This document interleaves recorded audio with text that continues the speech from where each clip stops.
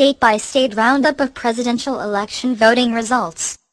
Tennessee voters have chosen Republican presidential candidate Mitt Romney over President Barack Obama.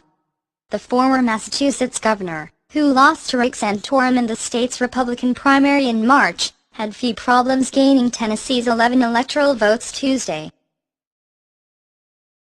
With less than 1% of precincts reporting, Romney had 239,399 votes, or 58%, compared with Obama's 199,766 votes, or 41%. Tennessee voting results. Tennessee has voted for the Republican presidential candidate in each election since 2000. Voters also gave a second term to Republican U.S. Senator Bob Corker. He defeated Democrat Mark Clayton, a part-time floor installer who was disavowed by the state party after the primary for his anti-gay views. In early returns, Corker had 246,322 votes, or 64%, compared with Clayton's 120,988 votes, or 31%.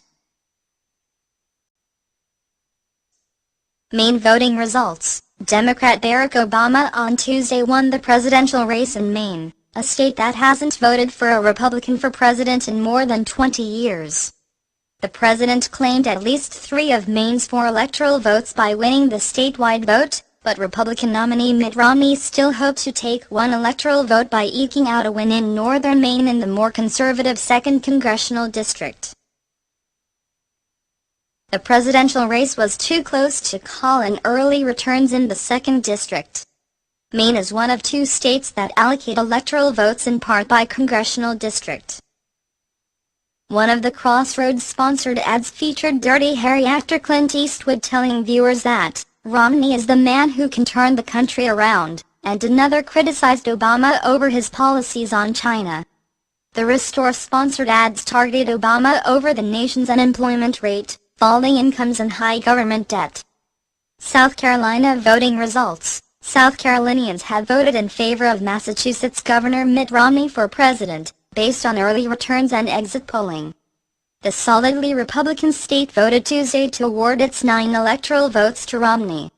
Since Romney's nomination, South Carolina has been considered firmly in his camp. For the first time in 30 years, South Carolina didn't choose the eventual GOP nominee during its primary, instead backing former U.S. House Speaker Newt Gingrich.